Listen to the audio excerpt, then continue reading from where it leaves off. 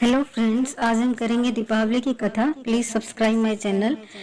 तो कार्तिक मास की अमावस्या को दीपावली का पर्व पूरे देश में बड़ी धूमधाम से मनाया जाता है।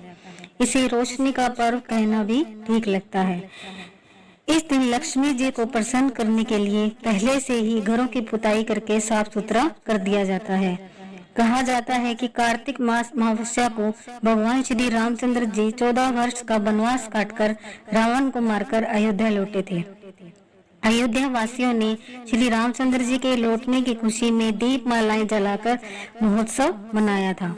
इस दिन उज्जैन सम्राट विक्रमादित्य का राज तिलक भी हुआ था। विक्रमी संवत का आरंभ तभी से माना जाता है, अतः यह नव वर्ष का प्रथम दिन है। आज के दिन व्यापारी अपने बही खाते बदलते हैं तथा लाभ हानि का ब्यौरा तैयार करते हैं। तो हम कथा शुरू करते हैं। कथा, एक साहूकार था। उसकी बेटी प्रतिदिन पीपल पर जल चढ़ाने जाती थी। पीपल पर लक्ष्मी जी का वास था। एक दिन लक्ष्मी जी ने साहूकार की बेटी से कहा, तुम मेरी सहेली बन जाओ। उसने लक्ष्मी जी से कहा, मैं कल अपने पिता से पूछकर उत्तर दूंगी। पिता को जब बेटी ने बताया कि पीपल पर एक स्त्री मुझे अपनी सहेली बनाना चाहती है, पिताश्री ने हाँ कर दी। दूसरे दिन साहूकार की बेटी ने सहेली बनाना स्वीकार कर लिया। एक दिन लक्ष्मी जी साहूकार की बेटी को अपने घर ले आई। लक्ष्मी जी ने उसे ओढ़ने के लिए शाल दुसाला दिया तथा सोने की बनी चौकी पर बिठाया। सोने की थाली में उसे अनेक प्रकार के व्यंजन खाने को दिए। जब साहूकार की बेटी खा पीकर अपने घर को लौटने लगी तो लक्ष्मी जी बोली, तुम मुझे अपने घर कब बुला रही हो? पहले तो सेठ की पुत्री ने आनाकानी की, परंतु फिर तैयार हो गई। घर आकर वह रूठ कर बैठ गई। सेठ बोला, तुम लक्ष्मी जी को घर आने का निमंत्रण दे आई हो, पर स्वयं उदास बैठी हो। तब उसकी बेटी बोली, लक्ष्मी जी ने मुझे इतना दिया और बहुत सुंदर भोजन कराया, मैं उन्हें किस प्रकार खिलाऊंगी? हमारे घर में तो उसकी अपेक्षा कुछ भी नहीं है।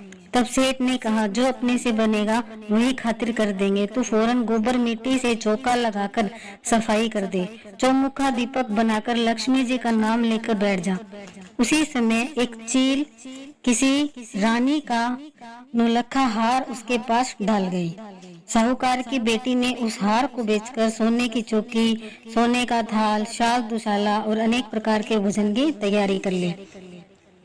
थोड़ी देर बाद गणेश जी और लक्ष्मी जी उसके घर पर आए। साहूकार की बेटी ने बैठने के लिए सोने की चौकी दी।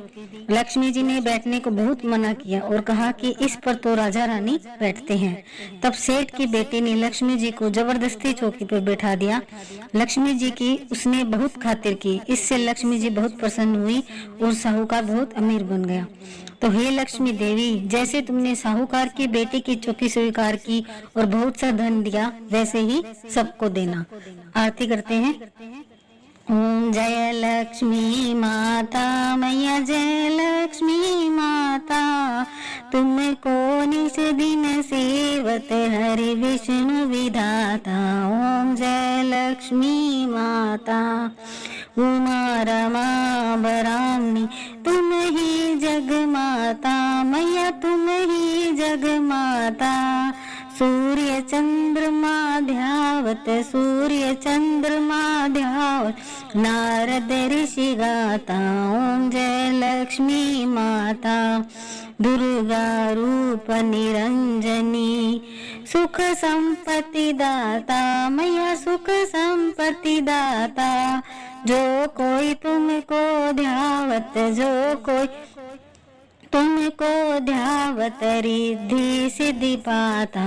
ओम जय लक्ष्मी माता, तुम पाताल निवासिनी, तुम ही शुभ दाता, मैया तुम ही शुभ दाता।